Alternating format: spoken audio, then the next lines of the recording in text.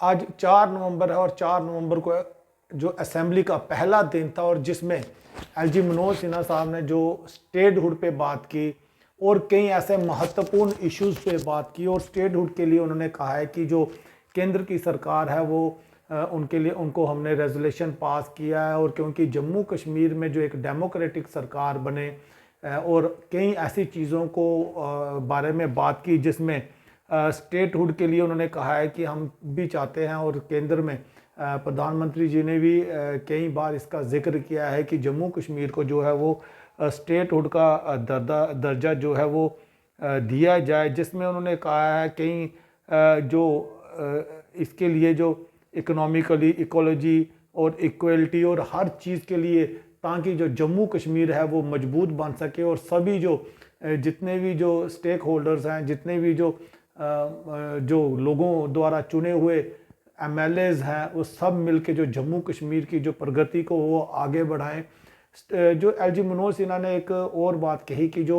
200 unit जो हैं वो बिजली के फ्री किए हैं, फ्री उन लोगों के लिए किए हैं कि जो जिनका आमदनी का जो साधन है वो बहुत कम है, जो गरीबी रेखा से नीचे हैं। कई ऐसे लोग जो इसका बिल नहीं भर सकते क्योंकि कई लोग जब बिजली विभाग के पास आते हैं तो उनका कहना है कि हम बहुत गरीब हैं, हमारे पास पैसा नहीं है, हम लोगों की अर्निंग बहुत कम है। तो इस चीज़ों को देखते हुए एलजी मनोज सिन्हा ने बताया कि गवर्नमेंट ने, क्योंकि अगर बात करें सरकार आने से पहले चीफ मिनिस्टर उमर अब्दुल्ला साहब ने भी कहा था कि कई ऐसी चीज़ों जो अपनी मैनिफेस्टो में रखी गई थी और आज जो है एलजी मनोज सिन्हा साहब ने ये क्लियर किया कि 200 यूनिट जो हैं वो जम्मू कश्मीर के उन लोगों को फ्री दी जाएंगी जो इसके जो जिस तरह से पहले बीपीएल वगैरह या कई ऐसे कार्ड होते थे जो काफ़ी गरीबी रेखा के नीचे लोग होते थे। अब देखते हैं कि आने वाले समय में किस तरह से जो बिजली विभाग को कौन से आदेश दिए जाएंगे कि किन लोगों को जो कितने गरीबी रेखा के नीचे या कौन कौन से ऐसे लोग हैं जिनको ये 200 यूनिटें जो हैं वो फ्री मिलेंगी। आज असेंबली में रेजोल्यूशंस की बात जो एलजी मनोज सिन्हा साहब ने की और कई ऐसी चीज़ों पे अपनी जो स्पीच की और असेंबली में जनता को संबोधित किया कि किन किन चीज़ों की जो जम्मू कश्मीर में लोगों को ज़रूरत है और सभी जो है वो मिलजुल के इकट्ठे काम करें, जितनी भी पॉलिटिकल पार्टीज और सरकारें साथ मिलकर काम करें।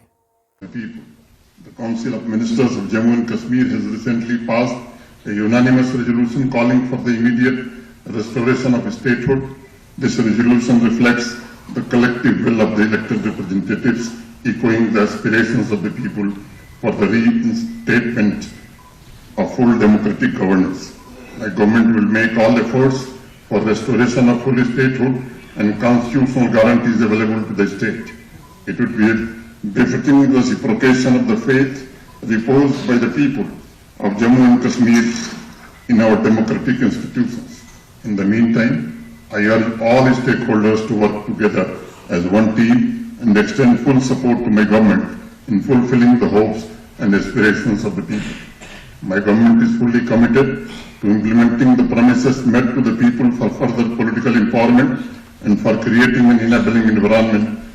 for employment, sustainable development, social inclusiveness, and expansion of the economy for enhancing the overall quality of life. It will work relentlessly on the 3 principles of economy, ecology, and equity that will shape our future. We commit ourselves to this balance for a better and brighter future for all. Jammu and Kashmir is growing at an annual growth rate of about 7%. My government is committed to give push to this trajectory of growth and create more avenues of employment through policy interventions and infrastructure development. My